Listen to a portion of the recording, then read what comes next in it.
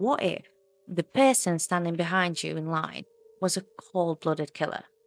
What if their crime was so meticulously well planned that you wouldn't even know you're in danger?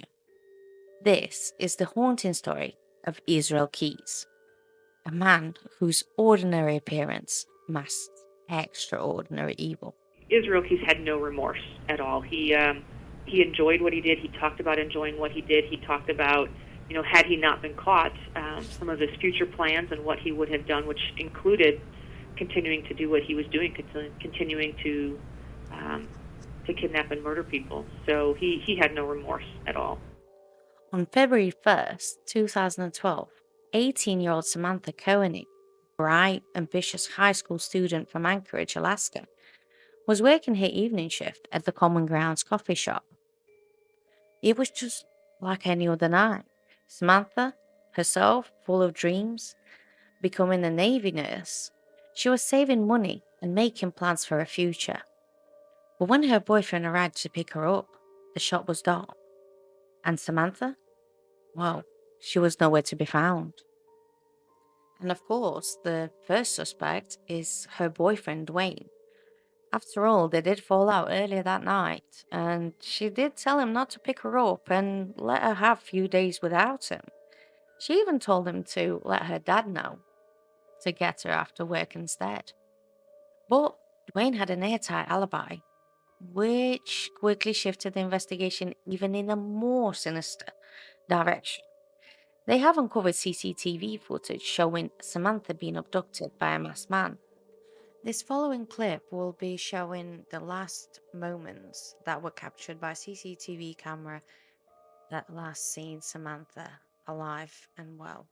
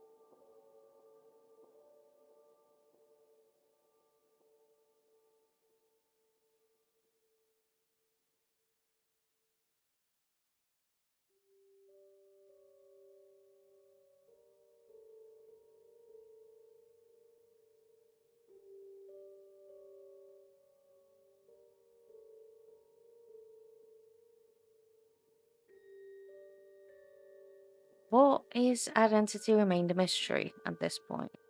Who was he? What did he want with Samantha?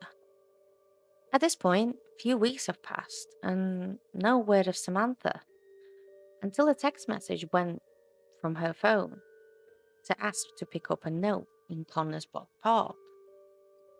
The note was written on the back of a photograph, showing Samantha tied up and holding a newspaper dated February 13th.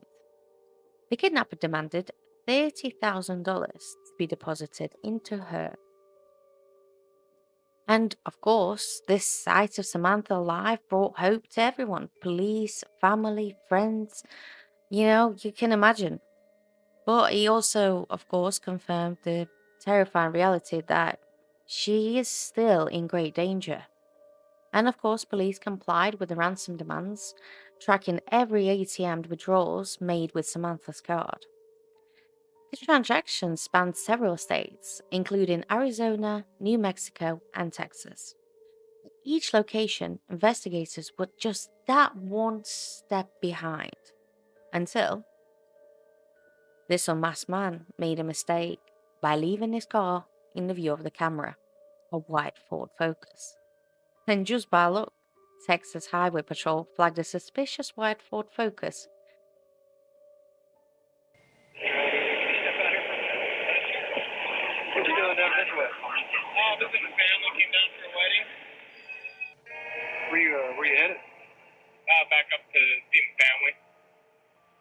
is that up and low?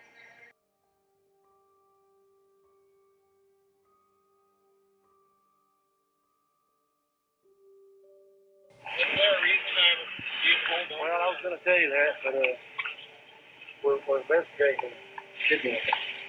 Okay. You're from the last first. Why is that? Kidnapping where? I don't know where you're from. State of Alaska.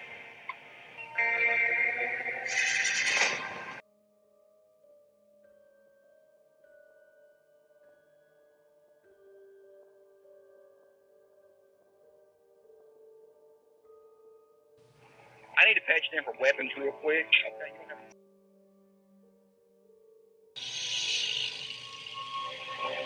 Play that knife right there. Oh, sure.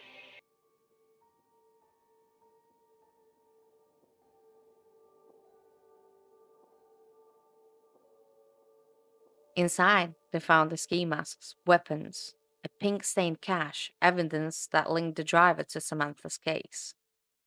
And the driver? You guessed it, Israel Keys. All these guys are undercover officers. Okay. Alright. But who was he? And what horrors had he left in his wake? What police didn't know was that they captured one of the most methodical killers in modern history. Keys, calm, calculating, and eerily cooperative. He did admit, in fact, that he knew Samantha would be working on her own that night. But Keys did reveal that, in fact, Samantha was murdered shortly after her abduction. Her body was hidden in his shed while he, went on family vacation. Upon his return, he realized that he could make quite a lot of money off of this. So he staged a photo to make it look like she was still alive, even going as far as to stitch her eyes open. The photo did fool investigators and family and friends into believing that there was still a chance to rescue Samantha. But the horrors didn't stop there. Keys detailed how he used Samantha's ATM card across multiple states, delighting in his ability to manipulate investigators while they unlawfully chased him. This wasn't just a killer. This was someone who reveled in deception, a man who thrived on manipulating hope. So, who was Israel Keys? He was born in 1978. He grew up in a very secluded religious household. He was second eldest out of 10 children. His family had radical beliefs and had very isolated lifestyle that shaped his early years. By his teens, Keys had rejected his strict upbringing, turning instead to much darker impulses. He taught himself how to hunt, use explosives, developing a fascination with power and control. He reportedly once tied explosive to trees just to watch them blow apart. Now imagine a boy in the woods, his eyes cold as he watches the fire consume everything in his path. This was Keys. Even as a child, the seeds of darkness were already sown. By the time he reached adulthood, Keys was self-proclaimed atheist, detached from morality or empathy. In 1998, he joined the military, where he was known for his discipline and skill. But behind the uniform, he was already nurturing his secrets: burglaries, bank robberies, and eventually murder. Despite his chilling crimes, Keys maintained a facade of normalcy. Neighbors and acquaintances described him as a devoted father, a helpful community member, a stark contrast to the darkness that consumed him in secret.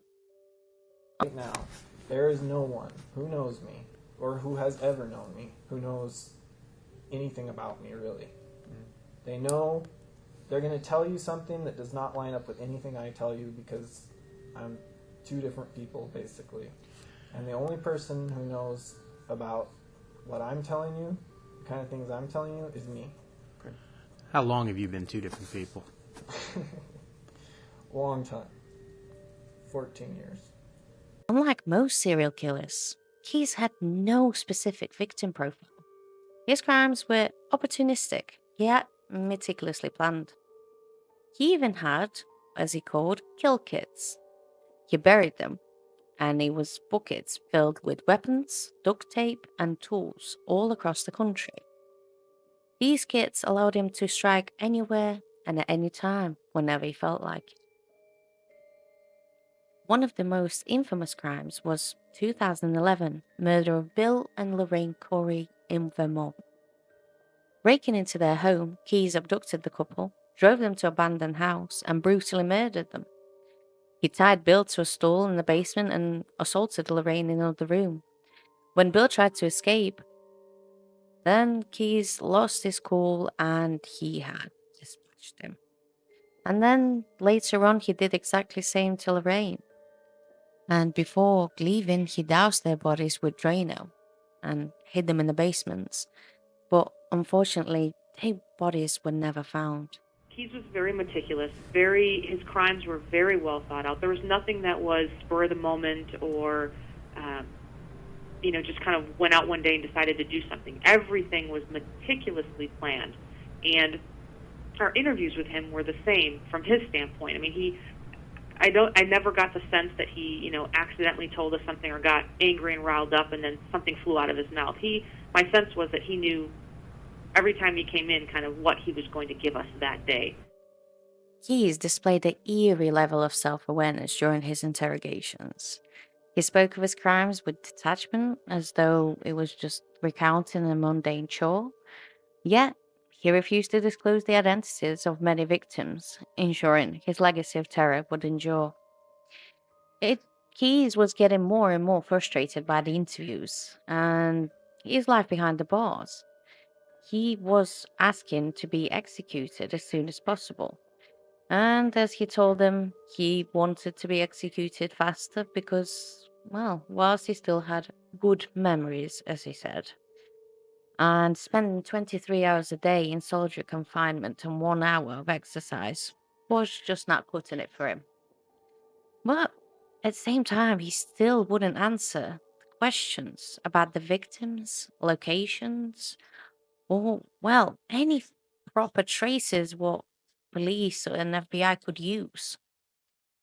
Israel wanted to shut down the investigations as soon as possible, and his reasons for it was because he didn't want his kids to be exposed to any of this information. And Keyes, well, by being Keyes as he was, he needed to be in control of what happened and how it happened. He was asking to be executed, and it didn't happen fast enough. Yet he didn't want to give the information either. So, in December 2012, Keyes took his own life in prison cell, leaving behind a cryptic drawing made with his own blood. These drawings included skulls, believed to represent his victims, and a satanic symbol. His death silenced the answers to countless questions, leaving families without closure and authorities, well, with more questions. Israel Keyes is a story that reminds you that evil can hide in plain sight. Doting father, respected soldier, a seemingly average man, all masks for a predator who thrived on chaos in control. Thank you for watching Behind the Blood. If this story gave you chills, don't forget to like, subscribe, and hit the notification bell for more true crime stories. Stay safe and remember, not everybody is who they seem to be.